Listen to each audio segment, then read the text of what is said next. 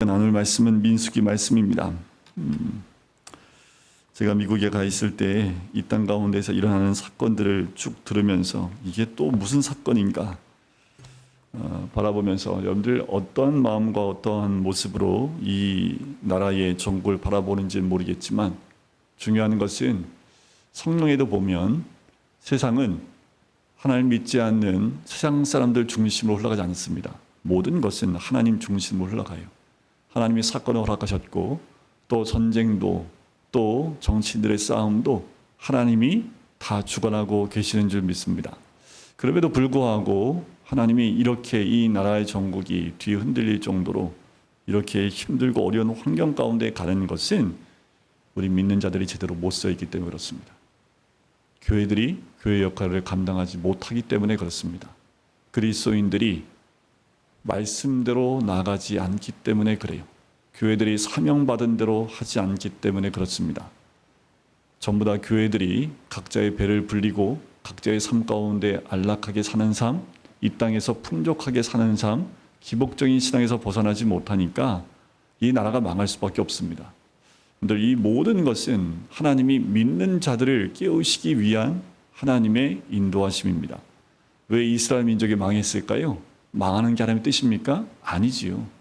망해야지만 이스라엘 민족이 정신을 차릴 수 있기 때문에 망할 수밖에 없어요. 그런데 이 나라가 망하면 예수 믿는 사람이 정신을 차릴까요? 그래요. 그럼 망할 수밖에 없습니다. 망하기 직전에 깨닫고 돌아오면 망하지 않고 회복이 되겠지요. 근데 이 모든 사건들을 하나님의 관점과 눈으로 바라보지 않으면 여전히 우리는 또 머리에 띠들고 가서 누구는 광화문 쪽에 누구는 국회 앞에 몰려가서 각자의 소리를 내뱉고 있는 모습이 될 수밖에 없습니다. 하나님의 뜻이 어딘지를 분별해야 합니다. 이 시대에 있는 교회들 정신을 차리지 않으면 하나님께서 계속 이런 환경과 상황 가운데 대한민국이 쫄딱 망할 수밖에 없는 길로 갈 수밖에 없습니다. 어떻게 하다 여기까지 왔습니까? 우리 교회들이 깨어있지 못하기 때문에 그래요. 먼저 믿는 자들이 주의 뜻이 어딘지 분별하지 못하고 우리 개인적인 신앙으로만 묶여있기 때문에 그렇습니다. 이 시대를 살고 이 모든 것을 보게 하신 것은 우리가 이 시대에 감당해야 될 사명을 감당하지 못하기 때문에 그렇습니다. 조금만 더 있어 보세요. 대한민국 많은 꼴을 우리가 볼 수 있습니다. 이 상태로 여러분 그냥 가시면 안 되고 이 나라 민족을 위해서 빨간불이 들어왔을 때 하나님이 우리에게 원하신 게 뭘까요? 기도하는 것 외에는 없습니다. 이것을 누구 잘못이다, 누구 탓이다 말하기 이전에 그것을 탓해서 그들을 벌하면, 그들을 감옥 보내면 나라가 정상화됩니까? 절대로 정상화되지 않습니다. 이 나라 민족은 하나님이 붙잡지 않으면 정상화될 수 없습니다. 이제껏 대한민국이 구한말 그리고 조선시대 후반부터 지금까지 100여 년이 흘러가면서 하나님이 붙잡았을 땐 풍요로움과 복을 누렸지만 죄된 길로 갈 때는요 전쟁도 일어났습니다. 6.25가 왜 일어난지를 우리가 깨달아야 합니다. 그렇지 않으면 이 땅 가운데 다시 한번 하나님의 역사하심은 우리를 깨우시기 위한 역사로 흘러갈 수 있어요. 지금 굉장히 빨간불이 들어왔고 기도하는 모든 분들이 지금을 24시간 기도 체인을 돌리고 금식하고 기도하고 있고 이 민족을 위해서 그 어느 때보다 지금 기도를 하고 있는 때입니다. 그런데 이 모든 것을 바라보고 우리는 판단만 하고 있다면 우리는 하나님의 뜻이 무엇인지를 모르는 거예요. 그럼 대한민국이 있어야 금강교회가 있습니다. 금강교회가 있어야 여러분들 신앙도 있고 여러분들 각 가정이 사는 거잖아요. 그럼 이 나라 민족이 어떻게 살 수 있는지 또 하나님이 이 시기에 우리에게 말씀하는 것이 무엇인지 여러분들 이 나라가 흔들리니까 북한 땅이 전쟁을 준비하는 소식 하나도 안 들리죠. 이 땅이 그래도 정치적으로 아무리 혼란스러워도 계속 북한에서 뭘 하는지 소식이 들렸는데 어느 순간부터는 북한에 대한 이야기가 전혀 없습니다. 북한 뭐하고 있을까요? 전쟁 준비하고 있습니다. 남한이 이렇게 혼돈스러울 때 전쟁을 준비해요. 이게 어느 상황과 똑같느냐 하면 6.25가 있기 전에 이 남한의 상황과 똑같습니다. 여러분들 한번 역사책 뒤져보세요. 찾아보시면 6.25가 있기 전에 남한 상황이 굉장히 정치적으로 혼란스러웠습니다. 뭐 하나 중심도 없고 서로를 죽이려고 하고 정쟁 상태에 있었고 뭐 하나 준비되지 못한 상태에서 서로 싸우고 있는 그 사이에 북한에서는 전쟁을 준비하고 있었지요. 그리고 한순간 6.25라는 6월 25일 날 밀고 내려오면서부터 전쟁이 일어난 겁니다. 그때 전쟁이 일어나지 않도록 우리가 막을 수 없었을까요? 아니요. 그때에도 수많은 그리스도인들이 기도 가운데 그 나라를 붙잡고 있지 못했기 때문에 그렇습니다. 지금 똑같아요. 지금 기도하시는 분들 동일하게 나오는 이야기는 뭐냐면 하나님이 이 땅 가운데 남한에 있는 대한민국에 있는 모든 교회들이 다 잠자고 있기 때문에 깨우시기 원하신다라는 겁니다. 그런데 아직도 일어나지 못하고 있다면 하나님이 이 민족을 망하게 하는 있더라도 교회를 깨우신다라는 거예요. 이게 지금 하나님이 지금 상황 가운데 우리에게 주시는 메시지입니다. 근데 그냥 나만 아니면 돼? 아니요. 대한민국 망하면 나도 망하는 겁니다. 대한민국이 없어지면 나도 없어집니다. 이 나라가 없어진 그 서러움을 겪는 그 나라들을 보면 정말 무시무시합니다. 하나님이 이 민족을 지켜야 될 이유는 교회들이 하나님 주신 사명을 감당할 때 이 나라 민족이 하나님이 지켜주시는 나라가 될 수 있습니다.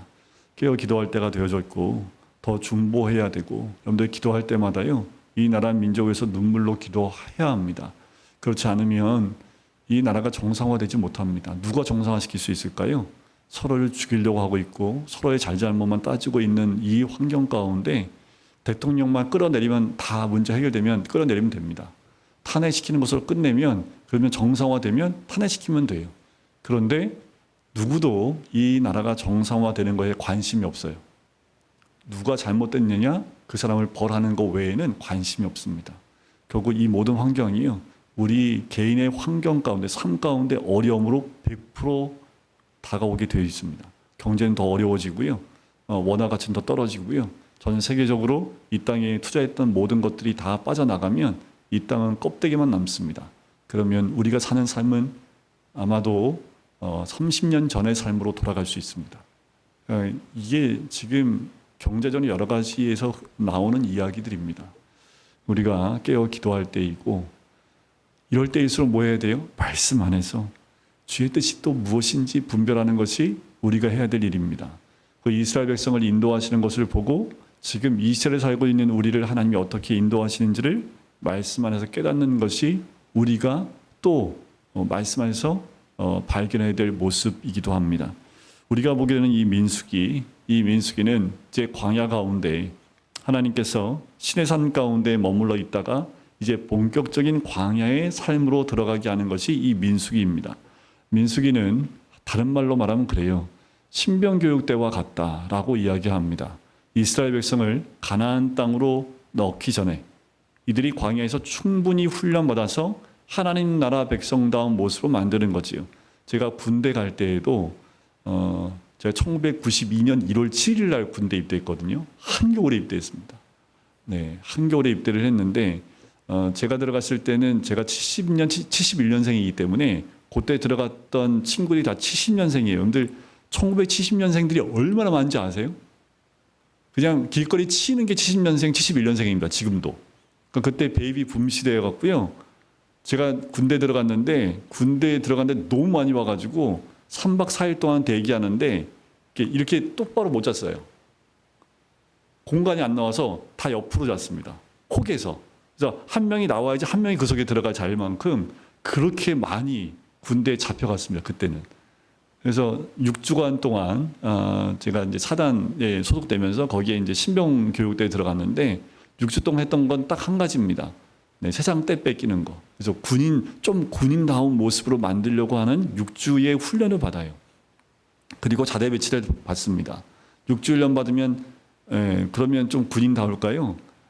제가 이제 거기 훈련받고 마지막 때 이제 거기가 대성산이었거든요. 그 대성산이라는 이거 딱 세워놓고 거기서 격리하고 사진 찍은 게 있습니다.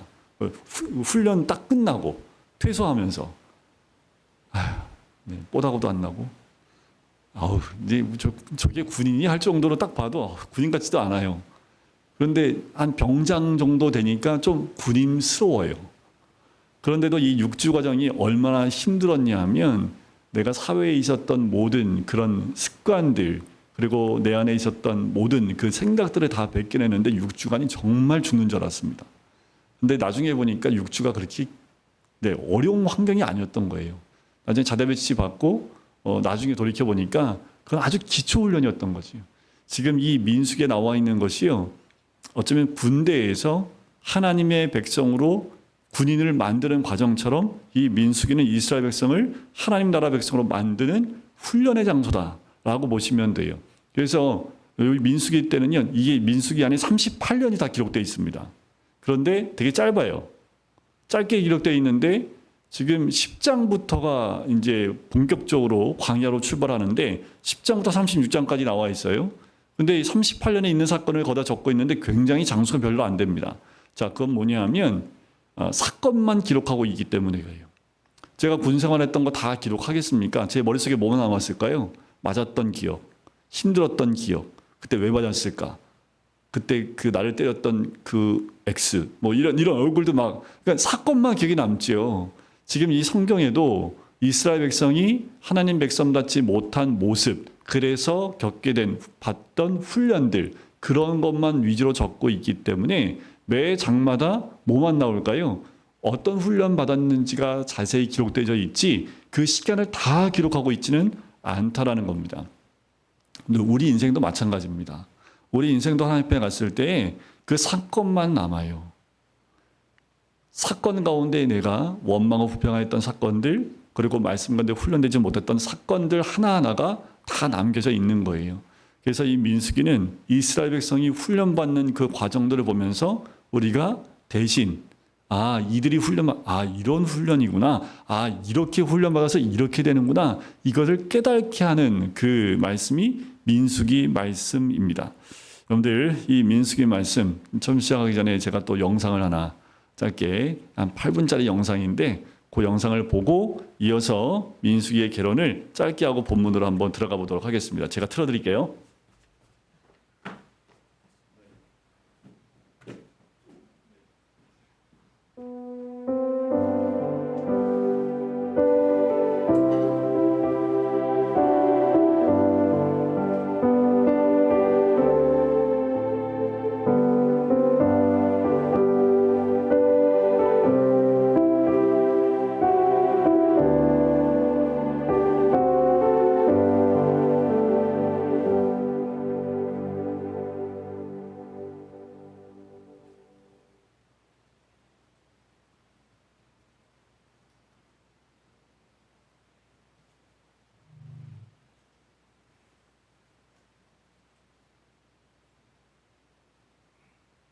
이어집니다. 하나님은 그들을 시내 산으로 데려와 거기서 언약의 관계를 맺으셨죠. 이스라엘의 반역에도 불구하고 은혜의 하나님은 그들이 하나님의 거룩한 임재 가운데 살 수 있도록 성막을 주셨습니다.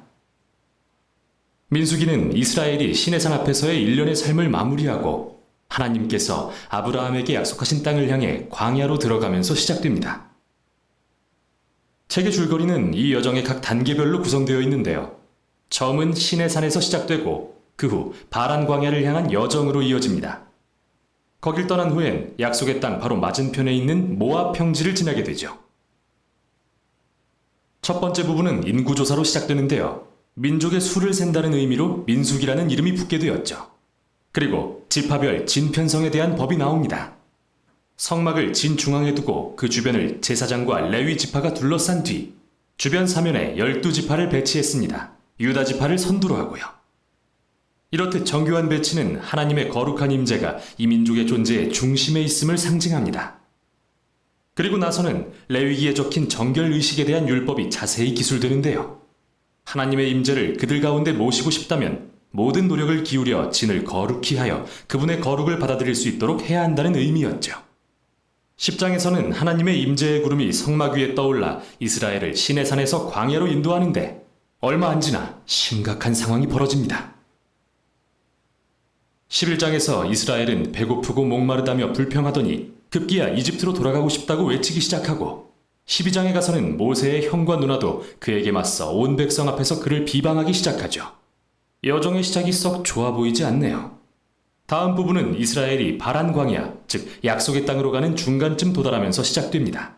하나님은 모세에게 각 지파에서 정탐꾼 12명을 뽑아 약속의 땅으로 보내라고 하시는데요. 정탐을 마치고 돌아온 자 중 10명은 가나안 사람들이 너무 강해서 이스라엘이 절대 이기지 못할 거라고 보고하지만 두 명의 정탐꾼 갈렙과 여호수아는 하나님은 이스라엘을 구하실 수 있다고 말합니다. 그러나 그 10명이 백성들을 선동하여 두려움을 조장하고 반란을 계획하기 시작하죠. 그들은 새 지도자를 세워 이집트로 돌아가려고 합니다. 하나님은 당연히 분노하셨고 모세는 백성을 대신하여 하나님께 중보하는데요. 그가 하나님께 아브라함에게 하신 약속을 지키시라고 부르짖자 하나님은 기도를 들어주십니다. 그러나 그분의 공의로 인해 이스라엘이 원하던 대로 약속의 땅에 들어가지 못하는 벌을 내리시죠. 하나님은 이 세대가 광야에서 죽을 때까지 40년간 방황하게 될 것이라고 선고하시며 오직 그들의 자녀들만 그 땅에 들어갈 거라고 하시죠. 결과가 이 정도면 그들도 이제 정신을 차릴 법한데 오히려 더 심각해집니다. 다음 이야기에서 레위 지파 중 한 그룹이 단체로 반역하기 시작했는데 그들은 모세와 아론의 리더십에 도전하며 그들이 분에 넘치는 일을 하고 있다고 외치죠. 그래서 하나님은 이 레위인들을 엄하게 벌하시고 모세와 아론을 이스라엘의 지도자로서 재확인시켜 주십니다. 이제 이들은 바란 지역을 떠나 길을 떠납니다. 그런데 상황은 또 악화되기 시작합니다. 이스라엘 백성은 목이 마르다며 다시 불평을 시작하고 모세에게 왜 애초에 이집트에서 나오게 했냐고 따지죠. 그러자 하나님은 모세에게 반석에게 명령해서 물을 내라고 말씀하십니다. 그러나 모세는 그대로 하지 않고 월권 행위를 하고 마는데요. 바위를 2번 치면서 이 반역자들아 우리가 이 반석에서 물을 내야겠느냐라고 화를 내죠. 모세는 마치 자기가 물을 내는 것처럼 자신을 하나님의 위치에 둠으로써 하나님의 영광을 가리고 맙니다. 그래서 모세 자신도 결국은 광야 세대와 같은 운명을 맞게 되죠. 그 또한 사막에서 죽어 절대 약속의 땅에 못 들어가게 된 것입니다. 이후에도 이스라엘은 또다시 반역하고 하나님이 이들에게 매우 이상한 심판을 하시는데요. 독사들이 와서 그들을 물게 하십니다. 그리고 모세는 다시 백성들을 대신해 중보합니다. 그러자 하나님은 모세에게 놋뱀을 만들어 장대 위에 달라 하시고 독사에 물린 자는 누구든 놋뱀을 바라보면 나을 것이라 말씀하시죠. 매우 이상한 상징 같지만 이것은 하나님이 얼마나 언약에 신실하신 분인지를 보여줍니다.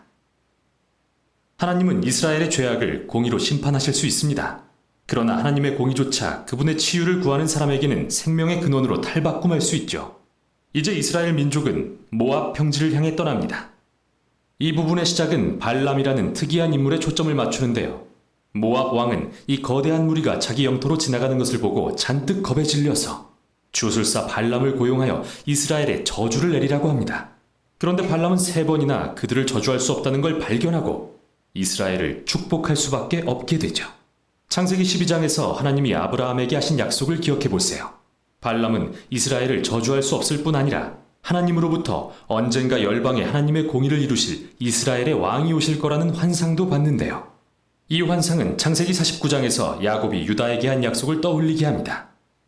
잠시 멈추고 지금까지 이 책의 흐름을 살펴보죠. 광야의 반역 사건들은 멈추지 않고 계속 악화되었지만 하나님은 이스라엘을 부분적으로는 심판하시지만 변함없이 자비를 베풀고 음식과 물을 제공하셨습니다. 그리고 발람의 이야기 역시 하나님의 은혜를 밝히 보여주죠. 이스라엘은 언덕 저 아래 지내서 불평하며 반역하고 있지만 언덕 위에서는 하나님께서 그들이 모르는 새 그들을 보호하고 심지어 축복하고 계시는 겁니다. 광야에서 반역했던 이스라엘과 신실하신 하나님의 대조적인 모습은 이스라엘의 다음 세대들에게 매우 중요하기 때문에 이 광야 이야기들은 후에 성경의 선지서, 시가서, 심지어 신약의 서신서에도 계속 인용됩니다. 그리고 이 사건들은 언제나 이렇게 경고하죠. 하나님은 자신의 언약에 신실하시지만 그의 백성이 반역하여 그분을 떠나면 결과를 직면하게 내버려 두시기도 한다. 이 이후 책의 나머지 부분은 광야 세대의 자녀들의 초점을 맞추는데요. 그들이 약속의 땅을 상속할 준비를 시작하며 새 세대의 인구조사를 실시합니다. 그리고 그들은 주변의 민족들과 싸워 많은 전투에 승리합니다. 그리고 몇 지파는 약속의 땅에 정착하기 시작하죠. 이렇게 민수기는 새 세대가 약속의 땅에 정착하는 것으로 마무리되고 이제 모세는 마지막 설교를 통해 지혜와 경고를 전해주려는 참입니다. 여기까지가 민수기의 내용이었습니다.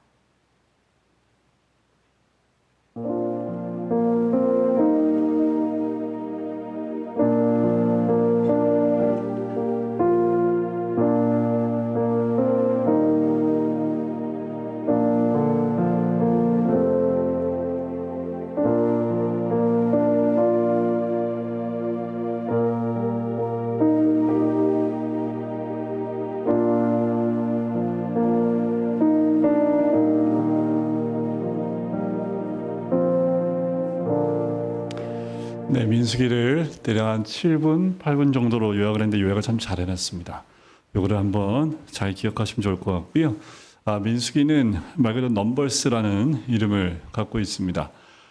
말은 뭐냐면 민수기에는 백성을 두 번 세는 본이 나옵니다. 1장과 26장에 이어서 두 번에 이어서 백성들 숫자를 세는 분이 나오기 때문에 백성을 센다라는 의미의 민수기를 쓰고 있는데 원래는 원어에 보면 광야에서라는 원어에는 그렇게 이름이 되어져 있습니다. 그러니까 민수기가 원래는 광야에서 있었던 사건을 기록하고 있다라고 보시면 되겠지요.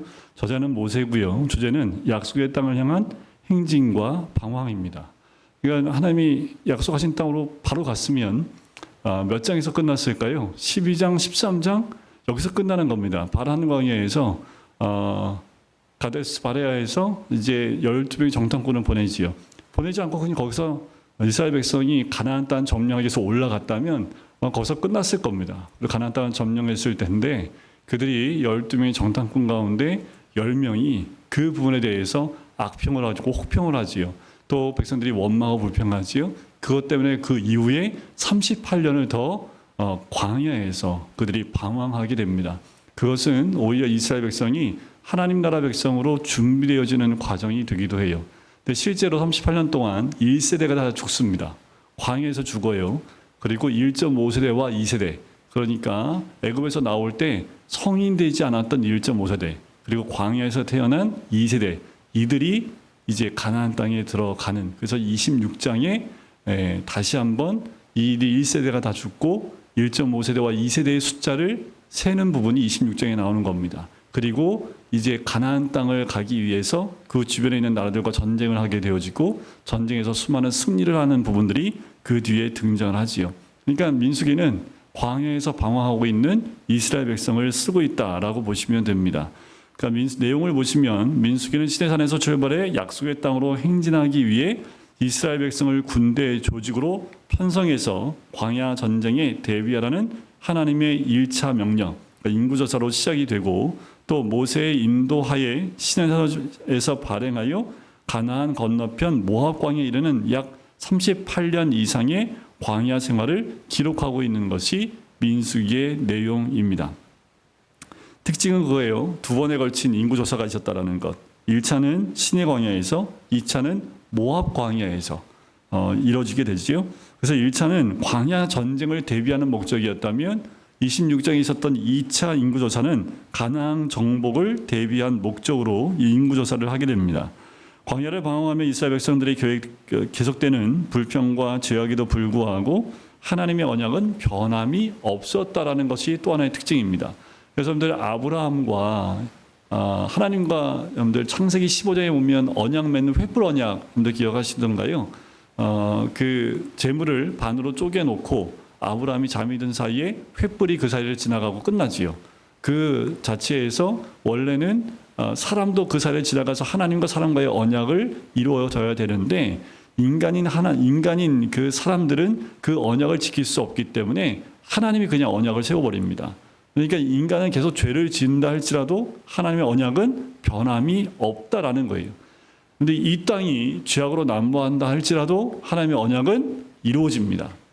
하나님이 이 땅을 어떻든 간에 우리가 어떤 죄를 짓든 간에 반드시 하나님은 언약을 지키는 하나님입니다. 그러니까 중요한 건 뭐예요? 그 죄 가운데 우리가 죽어야 될 백성이냐 아니면 하나님의 언약대로 하나님과 함께 가는 백성이 되느냐, 이것이 우리들의 모습이어야 된다는 거지요.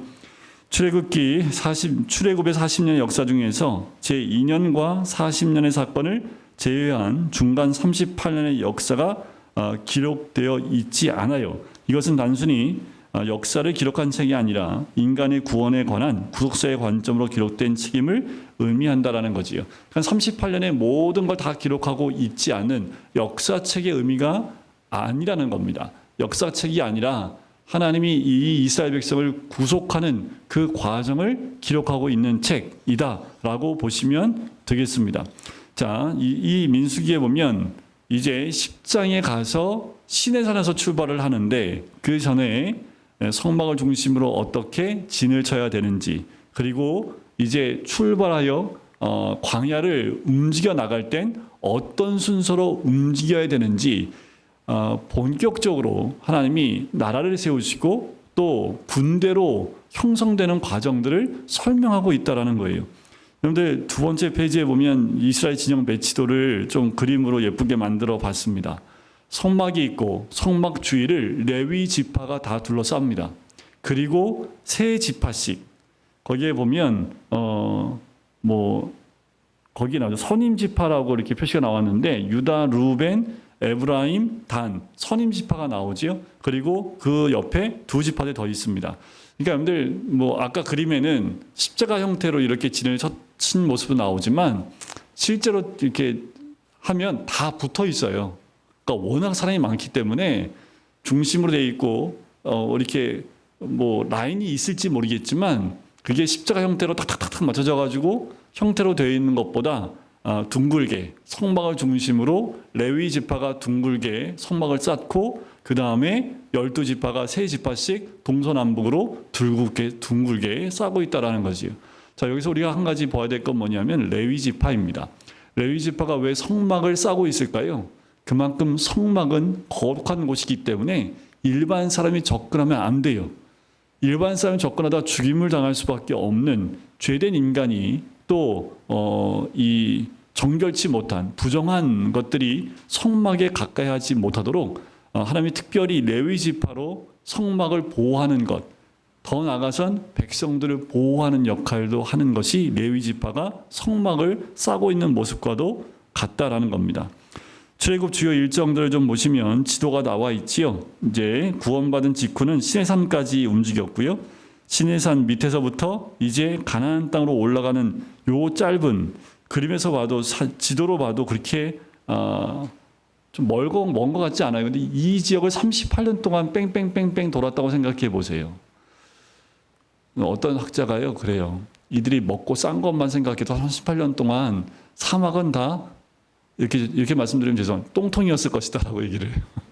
여러분들 장점만 60만이면 대략 200만, 300만 명인데 그들이 옮겨가면서 남긴 흔적은 뭐밖에 없을까요? 그러니까 이 광야가 어땠을 거라는 걸 한번 짐작해 보면 이들의 삶도 참 쉽지 않았겠다라고 보기도 합니다. 그러니까 이들이 갔던 땅을 몇 번을 밟았을지는 몰라요. 아마 몇 번을 거쳐서 똑같은 지역을 뱅뱅뱅 돌았을 거예요. 하여튼 이 본격적인 광야 훈련 가운데 대략 38년의 시간이 흘렀다라고 보시면 되겠고요. 그리고 지역에 따라서 이제 1번, 2번, 3번, 4번으로 나눠서 기록하고 있는데 1번이 1장에 나오는 인구조사와 진편성이 시내산에서 있게 되지요. 두 번째는 가데스 바네에서 12명의 정탐꾼을 보내는 그 사건이 2라고 적혀 있는 그쯤에서 이루어지게 됩니다. 그리고 3번은 40년 동안의 방황이지요. 그러니까 그 다음부터는 여기서 40년 동안 뱅뱅뱅 돈다라는 겁니다. 자, 여기서는 자세히 나와 있지 않지만 여러분들 그림에 보면 사진을 보면 그 지도를 보면 사해가 보이시나요? 조그맣게 맨 위에 있는 조그만 점같이 보이는 것이 이게 어디예요? 거기 갈릴리 바닷가. 그리고 쭉 따라 내려서 조그맣게 좀 더 커 보이는 요게 사해입니다. 사해를 중심으로 에돔과 모압 요 지역을 뺑 돌아서 지금 모압 평야 4번이라고 적혀 있는 것이 모압 평지입니다. 거기서 다시 한번 인구 조사를 하고 요단 동편을 정복하게 되지요. 그리고 요단 동편을 누가 가져요? 두 지파 반이 이곳을 차지하게 되는 것이 민수기의 마지막 부분에 또 기록되어져 있습니다. 그리고 이들이 이제 광야에서 시내산에서 출발할 때 어떠한 구조로 출발을 했는지 그것이 이제 세 번째 페이지의 그 밑에 두 번째 그림에 나오는 건데요. 이스라엘 군대의 행군 배치도. 그래서 언약궤가 먼저 진행을 하면 유다와 이사갈과 스불론이 그 다음 가고 그 다음에 성막을 가지고 출발을 합니다. 게르손과 무라리가 성막에 있는 기둥이나 덮는 덮개나 이것을 가지고 가요. 그 다음에 루벤, 시므온, 갓이 뒤를 따르지요. 그리고 정 가운데에 성물 고핫 지파가 고핫 자손이 이 성물을 가지고 요 중간에 끼게 됩니다. 그리고 마지막 6지파가 그 뒤를 이어서 가게 돼요. 그러니까 성물을 정 가운데에 두고 있다라고 보시면 되고 특별히 언약궤 언약궤가 이들의 길을 인도한다라고 보시면 됩니다. 언약궤 위에 뭐가 올라가냐면 구름기둥과 불기둥이 올라가요. 그래서 언약궤가 먼저 진행을 하면 이런 방식으로 진행을. 그래서 군대가 움직이듯 이제 군대로서의 면모를 갖춘 이스라엘 백성의 모습을 볼 수 있게 됩니다. 자, 이런 이제 이 부분이 우리가 함께 본 개론이고요. 한번 말씀을 가지고 들어가 볼까요? 말씀은 지금 설명하고 있는 부분들을 좀 빠르게 한번 짚고 가 보도록 하겠습니다. 자, 1장은 1절부터 몇 절까지 되어 있나요? 54절까지 되어 있어요. 다 뭐냐면 인구조사입니다. 자, 1장 1절 한번 보세요. 이스라엘 자손이 애굽 땅에서 나온 후에 둘째 해 둘째 달 첫째 날에 여호와께서 시내 광야 회막에서 모세에게 말씀하십니다. 3절 보니까 이스라엘 중 20세 이상으로 싸움에 나갈 만한 모든 자를 너와 아론은 그 진영별로 계수하라 라고 얘기를 하지요. 그리고 19절까지는 군대 조직을 편성하는 그 군대 조직 편성을 합니다. 그러니까 누구 지파는 누구누구요, 어느 지파는 누구누구요 하면서 군대를 형성하는 그 리더들을 각 지파별로 세우는 그 부분이 19절까지 나오고, 19절에 보면 뒷부분에 이렇게 나옵니다. 그가 시내 광야에서 그들을 계수하였더라. 그러니까 여호와께서 모세에게 명령하신 대로 계수를 하게 됩니다. 그래서 20절부터 46절까지는 각 지파별로 유다 지파는 몇 명, 갓 지파는 몇 명, 그 셈했던 그 지파들의 숫자들이 기록되어져 있습니다. 특별히 봐야 될 것은 유다 지파인데요. 27절에 보면 가장 많은 사람이 기록되어 있습니다. 7만 4,600명이라고 기록되어져 있죠. 그리고 가장 작았던 지파가 뭐냐면 35절 므낫세 지파인데 3만 2,200명이었습니다.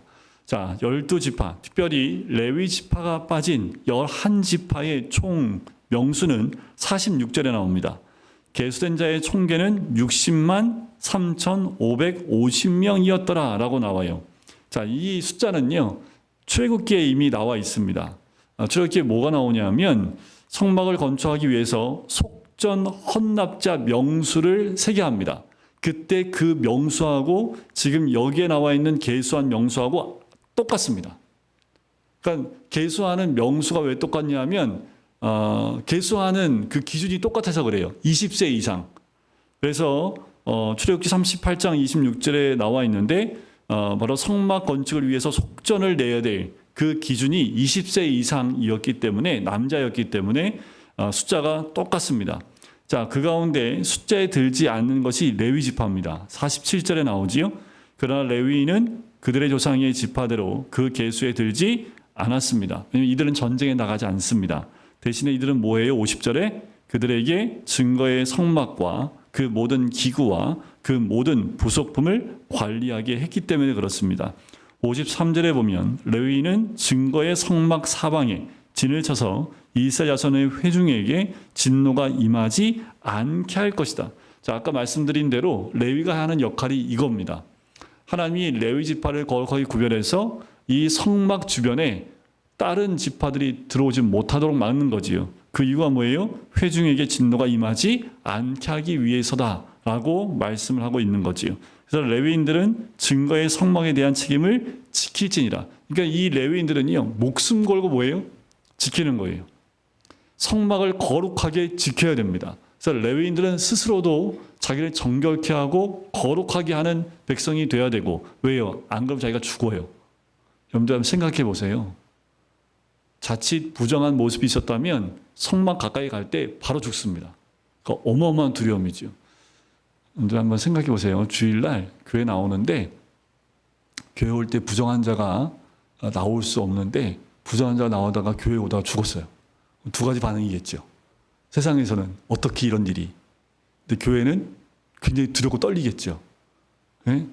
나오는데 부정함을 알아. 근데 그 사람이 부정함을 회개하지 않고 나온 것 때문에 죽었다고 한다면 아마 굉장한 떨림이 있을 겁니다. 두려움이 있을 거예요. 그러니까 레위인들에게 이런 두려움이 있습니다.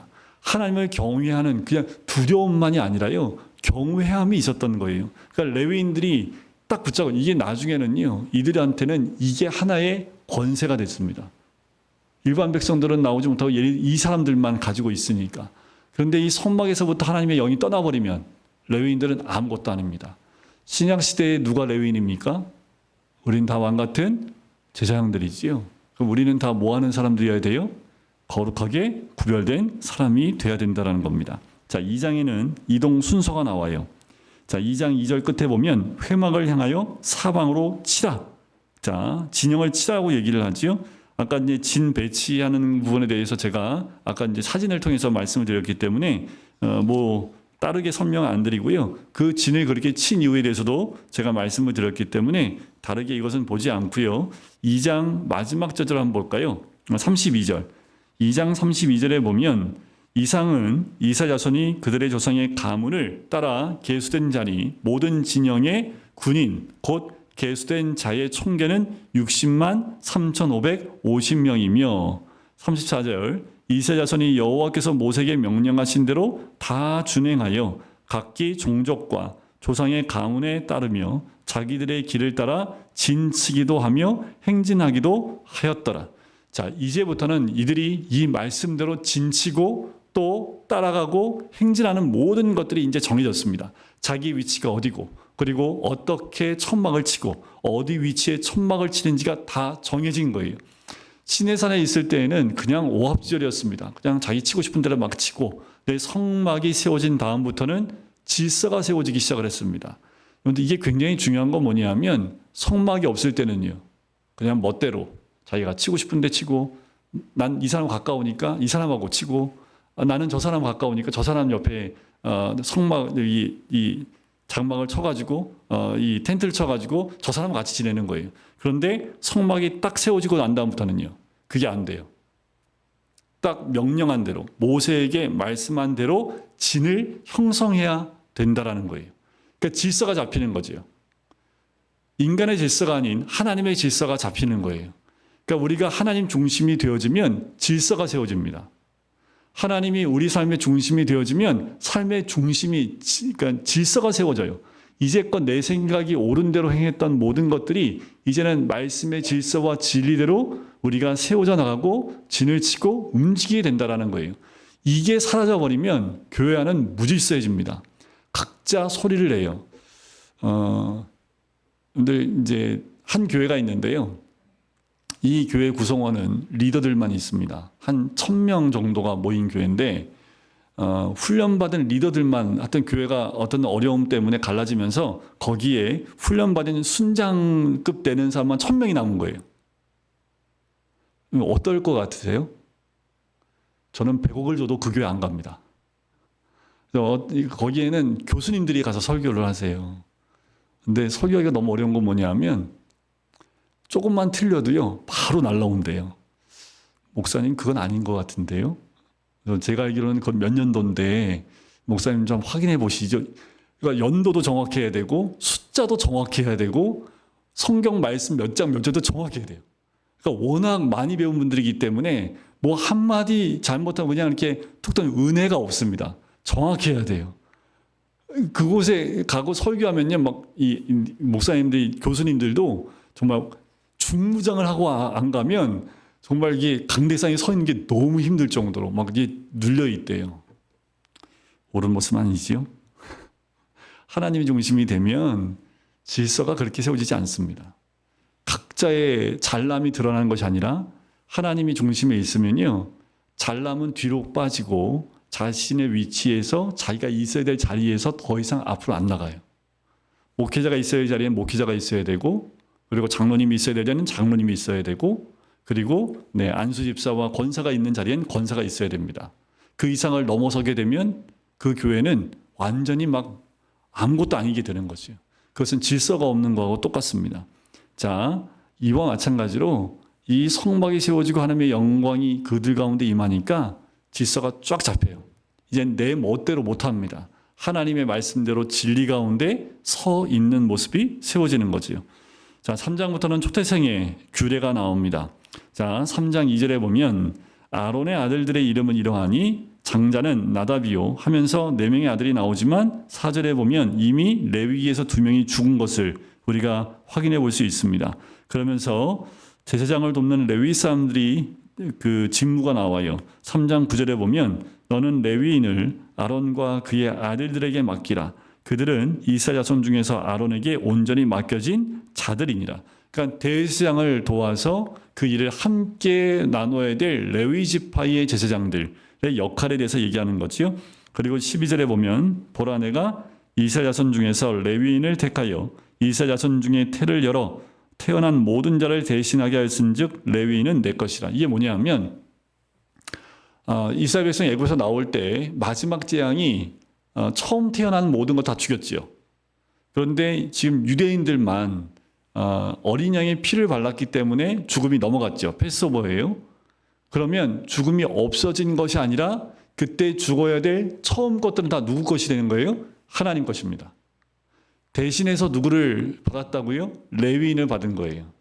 그래서 초태생 규례가 여기서 나옵니다. 처음 태어난 자는 13절에 보면 처음 태어난 자는 다 내 것임은 내가 애굽 땅에서 처음 낸 자를 다 죽이던 날에 그 얘기를 하고 계신 거예요. 그러니까 대신 누굴 받았다고요? 레위인을 받았습니다. 그래서 15절에 보면 레위 자손들을 그들의 조상의 가문과 종족을 따라 계수하니 자 이때는 1개월 이상 된 남자를 계수합니다. 그래서 17절에 보면 레위의 아들들이 3명이 나와요. 게르손, 고핫, 무라리. 자 이들로 하여금 성막의 이 세 아들들의 지파들이 아들들의 종족들이 진을 치게 만들지요. 아까 이제 우리가 그림 봤던 그렇게 진을 치게 만듭니다. 그 부분이 나오는 거고요. 그리고 38절에 보면 성막 앞 동쪽 곧 회막 앞 해돋는 쪽에는 모세와 아론과 아론의 아들들이 진을 치고 그러니까 정문에는 누가 진을 치는 거예요? 대제사장입니다. 아론과 그 아들들이 정문을 지키고 그 안에 그 앞에서 자기들의 텐트를 치고 그 앞에 있는 거지요. 38절, 39절 모세와 아론이 여호와의 명령을 따라 레위인을 각 종족대로 계수한즉 1개월 이상 된 남자는 모두 2만 2천 명이었더라. 셈을 해봤더니 2만 2천 명이에요. 근데 중요한 건 뭐냐면 숫자가 좀 적어요. 레위인들이 조금 더 이렇게 또이또이 돼야 되는데 백성들의 초대장을 세봤더니 레위인들 숫자가 좀 적어요. 그래서 나머지를 다 어떻게 해요? 다른 것으로 대신하여 바치게 합니다. 그러니까 장자를 대신해 레위인을 받았는데 대신에 숫자가 안 되는 것은 47절에 보시면 한 사람의 5세겔씩 받되 성소의 세겔로 받으라.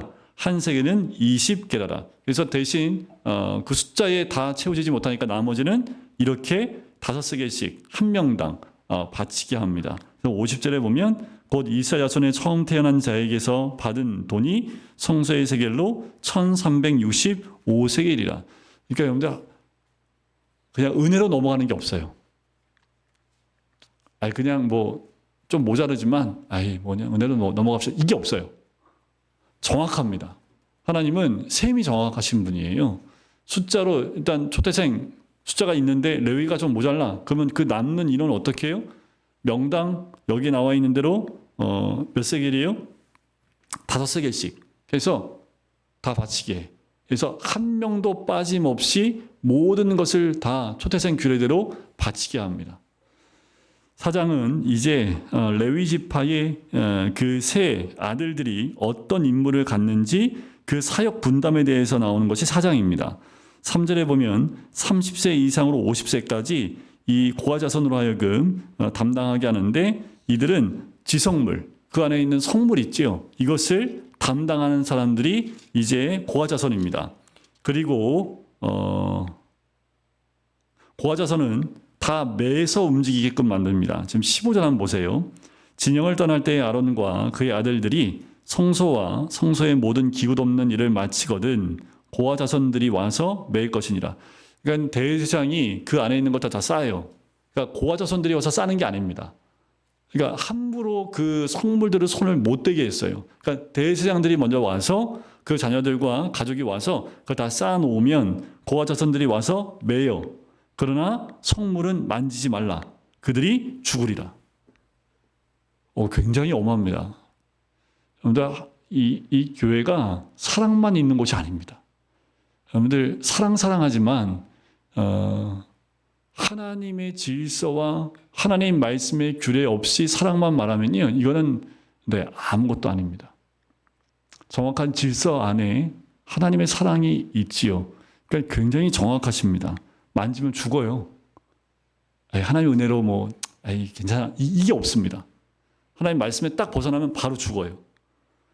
회막 물건 중에서 이것들은 고아 자손이 맬 것이다 라고 얘기를 하지요. 그리고 21절부터는 게르손 자손이 해야 될 것들이 나오지요. 성막의 휘장들, 덮개들 이런 것들을 운반하는 것이 게르손 자손입니다. 29절부터는 무라리 자손이 나오는데 얘네들은 좀 어려워요. 이게 기둥들을 좀 움직이는 운반하는 사람들이 이 무라리 자손들이었습니다. 그러다 보니까 고아 자손이 조금 16장에 가면 좀 이렇게 목이 곧아져요. 그냥 성물을 가지고 움직이니까 애들이 좀 자기들이 뭐가 된 줄로 생각한다라는 거예요. 이게 교회 공동체 안에서 없어져야 돼. 조심해야 될 겁니다. 내가 조금 더 귀한 일을 하고 있다. 이게 없어요. 교회 안에서의 모든 일은 다 똑같습니다. 하나님 앞에서. 그런데 내가 좀 더 귀한 일을 하고 있어. 이 생각 가지면 자기가 좀 더 나은 의식 뭐 이런 것들을 갖기 시작하면 분열이 생기기 시작을 하지요. 자, 5장에는 이제 5장부터는 이제 의심의 소재라는 것. 자, 배상법도 나오고요.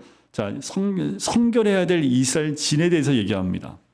자, 이제는 모든 것을 다 했기 때문에 성결케 하는 그 이스라엘 백성들의 진이 성결해야 되는 것들을 이야기하면서 자, 5장 1절부터 4절까지는 그 얘기예요. 성결해야 될 이스라엘 진에 대해서 부정한 것들은 다 진영 밖으로 내보내는 것. 그리고 5절부터 10절까지는 손해배상을 규정합니다. 그래서 그러니까 사람들 관계 가운데에서 손해가 됐던 부분들을 어떻게 배상하는 것. 그러니까 이런 것들이 다 정리가 되는 거예요. 그리고 11절부터는 의심의 소재. 그러니까 아내가 부정한 것, 그 의심이 되면 그것을 해결할 수 있는 방법. 그래서 이거는 가정의 성결을 지칭하는 겁니다.